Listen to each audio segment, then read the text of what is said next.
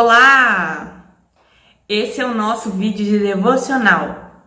Prepara a sua Bíblia, o seu caderno para fazermos esse estudo maravilhoso, né? Crescermos no conhecimento da palavra de Deus. Não se esqueça de orar, né, na devocional. Não se esqueça de procurar um ambiente tranquilo para o seu estudo. O meu objetivo é nós estudarmos juntos a palavra de Deus, né? Dessa vez você não vai estar sozinho, você vai ter companhia para estudar, ok? Então eu te peço, curte esse vídeo, compartilha e se você não é inscrito no canal, se inscreva e ative o sininho para ser notificado sempre que tiver um novo vídeo.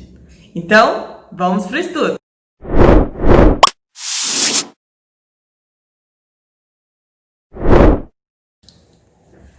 Olá! Essa é a nossa devocional de número 42. Hoje nós vamos estudar Romanos 9, do 14 ao 18. Vamos à leitura. Diz assim: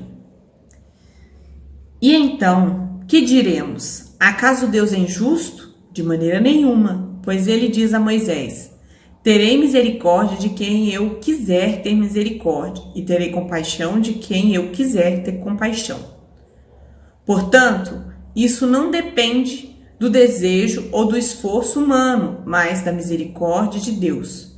Pois a Escritura diz a Faraó: Eu o levantei exatamente com este propósito, mostrar em você o meu poder e para que o meu nome seja proclamado em toda a terra. Portanto, Deus tem misericórdia de quem Ele quer e endurece quem Ele quer. Essa é a leitura de hoje. O propósito de Paulo nessa sessão, né, que eu já tinha falado anteriormente, nos capítulos 9, 10 e 11, é explicar as consequências do fato da maioria dos judeus terem rejeitado a Jesus como Messias, né? No estudo anterior, nós vimos que Paulo dando o exemplo de Isaac, né, escolhido, né, e de Jacó sendo escolhido por eles, né, e falando que dentro do Israel há um Israel espiritual, que são os filhos da promessa, os eleitos de Deus. Portanto, Deus escolheu não com base nas suas obras, né, porque isso não influencia na escolha de Deus, mas na soberana vontade, né, ele escolhe pela sua soberana vontade. Bom, vamos reler o 14, para a gente ver isso com mais detalhes. E então, que diremos? Acaso Deus é injusto? De maneira nenhuma. O 14, Paulo já começa pensando na possibilidade de quem vê a escolha de Deus, né, dentro de Israel como algo injusto, né? Diante de sabermos que os filhos de Deus são de escolhas do próprio Deus, né? O nosso coração pecador nos leva, isso é injusto. Por que Deus escolheu um, não escolheu o outro, não escolheu todos, né? Paulo já responde a esse questionamento como de maneira nenhuma.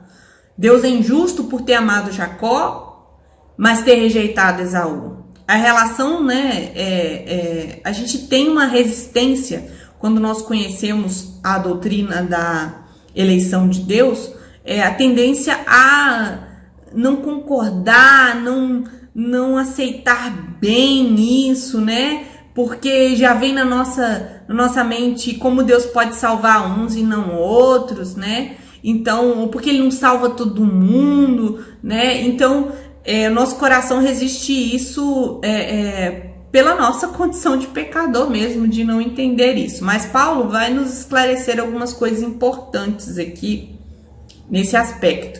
Então, o verso 14, basicamente, ele já responde que de maneira nenhuma. Vamos ver o 15, o que ele fala? Pois ele diz a Moisés, né? Paulo usando de novo a Bíblia, né? Para falar, né? Para explicar este ponto.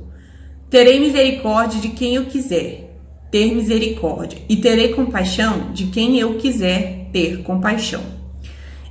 Aqui Paulo está citando aquele momento em que ele estava no monte, né, recebendo os 10 mandamentos, e o povo que estava guardando ali já há uns 40 dias, ficou achando que demora muito, que vamos procurar um Deus pra gente adorar, esse Deus aí ele demora muito, o culto a ele é muito demorado, vamos fazer um bezerro de ouro pra gente adorar, uma coisa mais simples, né, mais do nosso jeito e tal.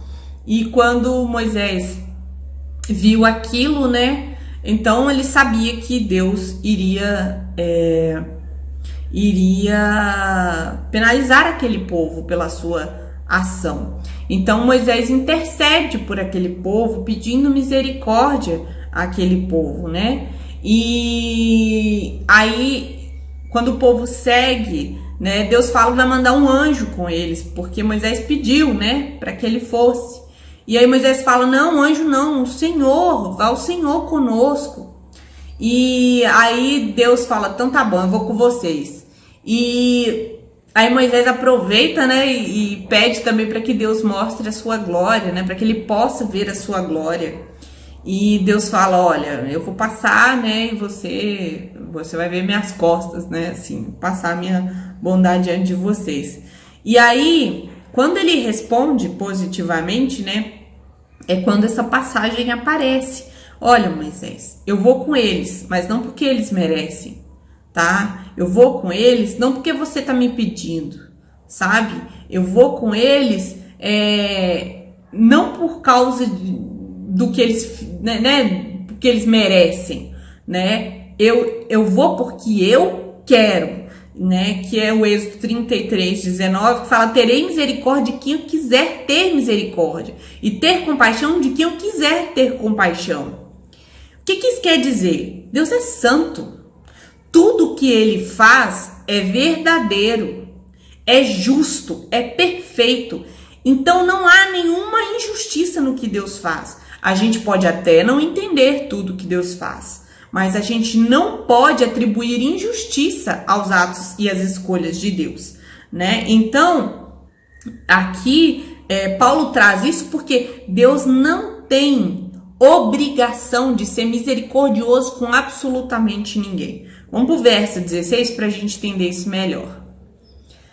Portanto, isso não depende do desejo, do esforço humano, mas da misericórdia de Deus. Então, o verso 16 nos mostra, né,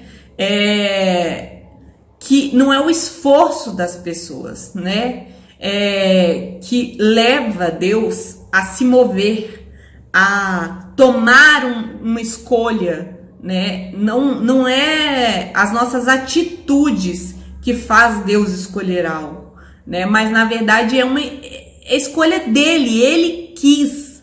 A gente não interferiu com o nosso desejo, com o nosso esforço, né? Na vontade de Deus. Não depende dele, né? Então aqui Paulo conclui que não depende de ser humano, do querer, do correr, né? Do desejo. Não depende do esforço humano, né? Nós precisamos entender que a vontade de Deus é de acordo com o seu querer, e Deus faz as coisas para a sua própria glória. Então, vamos ver no 17? Vamos ver no 17 o que está falando. Diz assim, Paulo dando outro exemplo, né? Ele deu esse exemplo de Moisés, né? Aliás, de Moisés intercedendo pelo povo, e Deus mostrando que tem misericórdia de quem ele quiser, né? E compaixão de quem ele quiser. E aqui ele também vai falar de um outro momento, né? Ele vai falar de Faraó.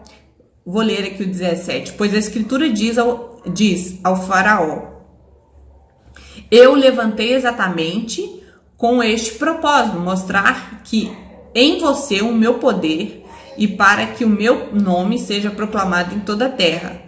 Então, aqui Deus está mostrando que quando uma pessoa tem um coração endurecido, né, é para a glória dele, né? É para a glória dele que esse coração é endurecido. Mas aí, né, a gente pode questionar no seguinte, alguém pode questionar. Deus não só usa a misericórdia para com quem ele quer, mas ele também endurece quem ele quer, né? Então, quando o Êxodo relata essa passagem que fala que Deus, ele poupou a vida de Faraó, né? Ele poderia ter eliminado, né, Faraó, né? Mas ele deixou Faraó e a sua descendência viver para manifestar, né, o poder de Deus. Então, por isso esse endurecimento do coração de Faraó, né, Deus quis esse endurecimento também.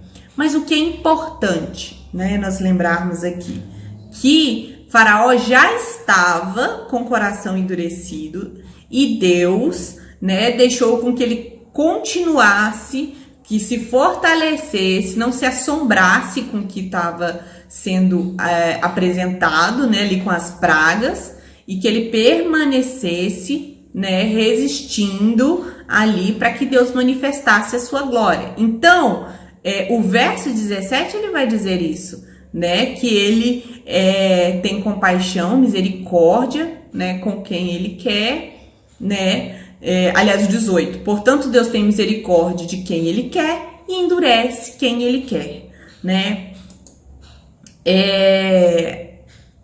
Eu vou ler aqui 2 Tessalonicenses 2, do 9 ao 13, que vai nos dar uma visão melhor disso. A essa cuja vinda é segundo a eficácia de Satanás, com todo o poder e sinais e prodígios de mentira, e com todo o engano da injustiça para os que perecem, porque não receberam o amor da verdade para se salvarem.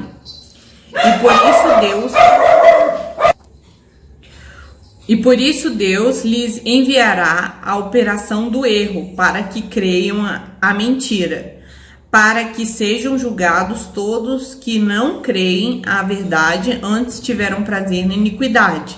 Mas devemos sempre dar graças a Deus por vós, irmãos amados do Senhor, por vós ter Deus elegido desde o princípio para a salvação, em santificação do Espírito e fé da verdade. Olha só. Percebam aqui, em 2 Tessalonicenses que eu acabei de ler, está dizendo que primeiro a condição dessas pessoas e a reação de Deus. A gente viu isso nos nossos estudos anteriores. Olha só. E cuja vinda do segundo a eficácia de Satanás com todo o poder e sinais, prodígios e mentiras.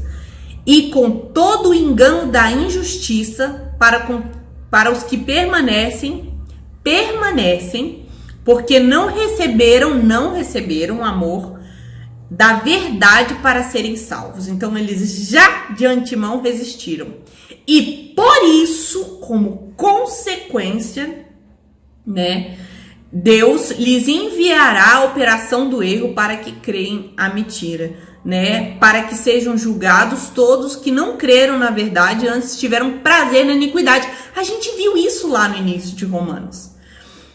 Deus se revelou, né, na criação, né, ao homem, depois a lei, né, através da lei, e em Cristo. Enfim, essas pessoas rejeitaram toda a forma de manifestação de Deus, de apresentação de Deus, né? Eles sufocaram a verdade, eles se entregaram à iniquidade, né? Tiveram prazer nisso, em fazer, em ver fazendo. Então, era uma condição prévia, né, do homem. Então, quando fala que Deus endurece quem ele quer, entenda uma coisa. Nós, descendentes de Adão, já nascemos endurecidos para Deus. Nós já nascemos inclinados, influenciados, escravizados pelo pecado, né? Pela iniquidade, né? Então, o que Deus faz? Para algumas pessoas, aqueles a quem Deus elegeu, como está aqui, ó, mas devemos sempre dar graças a Deus por vós, irmãos amados do Senhor, por vós ter Deus elegido desde o princípio para a salvação. Então, desde a eternidade, Deus elegeu um povo para a salvação, né? E em santificação do Espírito e fé da verdade. Então, fomos retirados dessa condição de endurecimento. Deus foi lá e amoleceu o nosso coração, transformou em coração de carne, um coração que era de pedra. E aí, por essa misericórdia, né, aplicada a esses eleitos, né, é que nós saímos dessa condição endurecida. Quem Deus escolhe e, né, endurecer o coração, ele já estava com o coração endurecido. Lembra? Deus entrega suas próprias paixões. Deus entrega aquela pessoa ao seu coração endurecido. Então, Deus é soberano e tudo que ele faz leva seu atributo de santidade e perfeição. Deus não tem obrigação de ter misericórdia com ninguém, né? E conforme nós vimos aqui, ele já se revelou o homem rejeitou Deus, né? Então, Deus só entrega o homem à sua perversidade, né? O homem é de natureza endurecida para com Deus, né? Por causa do seu pecado em Adão. E aí Deus escolhe alguns para que tenham o coração amolecido, né? Então, os outros simplesmente estão entregues àquilo que eles já eram, né? Deus não endurece o coração de ninguém assim que está amolecido, por exemplo. Não. Aquele coração ele já era duro, né? Então, nós podemos ver aqui que não há nenhuma injustiça ou obrigação em Deus ser misericordioso com qualquer um de nós, né? As aplicações. O motivo que faz Deus escolher um e não outro, nós não sabemos. Este é um dos desígnios misteriosos de Deus, né? Ocultos de Deus. E onde a Bíblia não fala, a gente se cala, né? Deus escolhe, né? No nosso próximo estudo nós vamos entender mais o motivo por que não questionar, vamos dizer assim, as escolhas de Deus. Essa doutrina nos humilha, né? A doutrina da eleição e da predestinação, ela tira toda a parte do homem, né? Ela humilha o homem diante de Deus, mostrando que ele é incapaz de se salvar e que é Deus quem escolhe e elege com a sua soberana vontade, e isso é de uma misericórdia maravilhosa, porque nós não merecemos, nós somos dignos de outra coisa, né? De outro destino. Então, não depende de quem quer, de quem corre, do esforço, do desejo, isso não é suficiente, né? Mas o que realmente faz diferença é Deus usar a sua misericórdia para com os seus eleitos.